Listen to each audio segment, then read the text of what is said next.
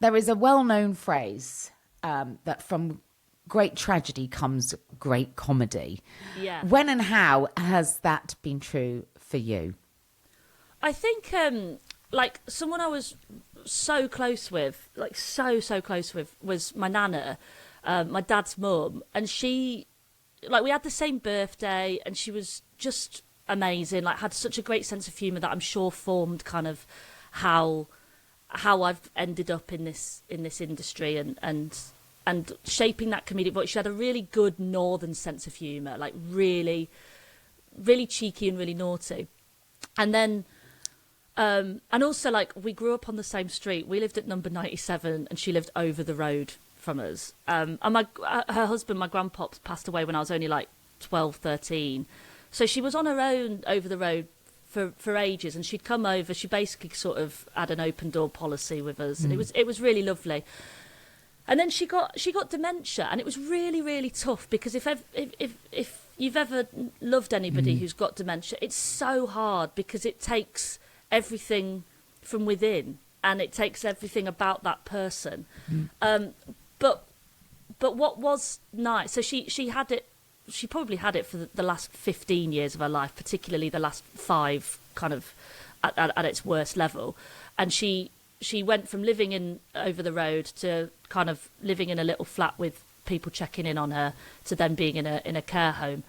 But what was sort of amazing, or just never failed to kind of make us laugh, was just when you thought you'd lost her, something would just come out of nowhere. And you'd go, oh my God, we've got her back for 2 minutes. And you never knew how long you had her back for either. Amazing. Which is sort of equal parts harrowing and awful, but in equal part, but in the same way, it made you 10 times sort of more appreciative of when you had her. You were like, right, we've got her.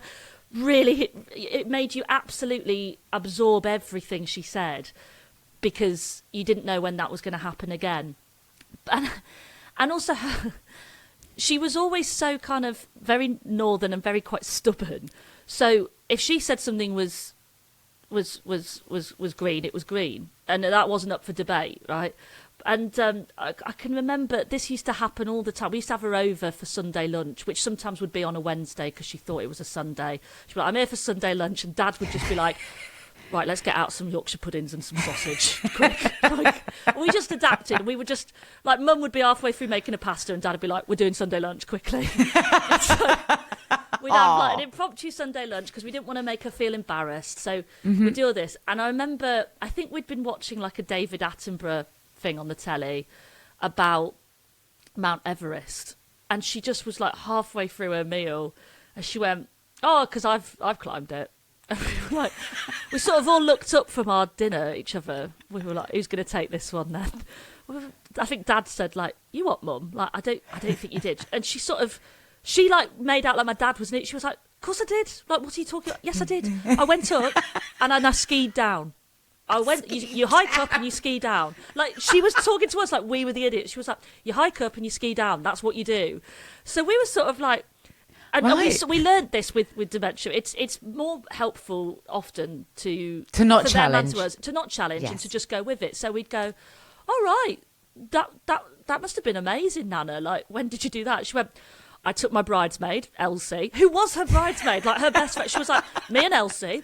And then what was really weird is she did start, she knew like where you flew to. She was like, you fly to Nepal, and then you have to go to base camp, and then you hike up. And there were so many details that me, my brother, my mum and my dad were all like looking at each other across the table going, maybe she did. Maybe she did. Like, she was so convincing that we were like, maybe she did hike up Everest and ski down. Maybe Dorothy did that while she was on a break from the switchboard in Middlesbrough. Maybe she did.